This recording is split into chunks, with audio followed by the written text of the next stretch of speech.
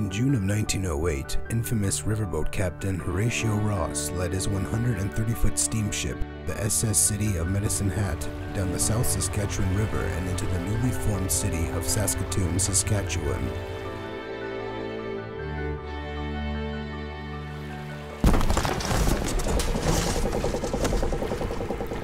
Disaster struck as the ship became entangled in telegraph wire.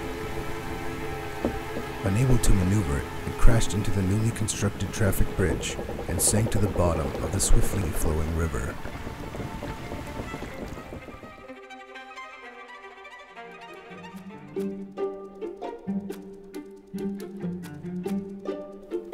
A century later, while on a routine training dive, a pair of rescue firefighters discovered a large anchor at the bottom of the South Saskatchewan River in Saskatoon, belonging to the ill-fated ship. Now, the search begins.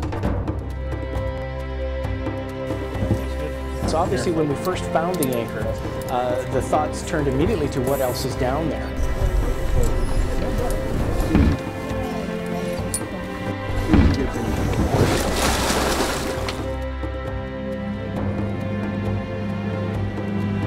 With the GPS technology we have is so modern, so new, we're doing underwater archaeology a little differently than anybody's ever done it too, you know.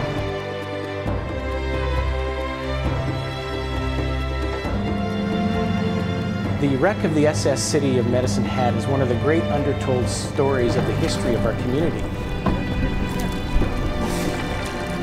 That's old. It was a very rare thing, which is why there were so many townsfolk on the bridge when the accident occurred, because it wasn't, come let's see the steamship crash, it was come let's see the steamship, and then it happened to crash.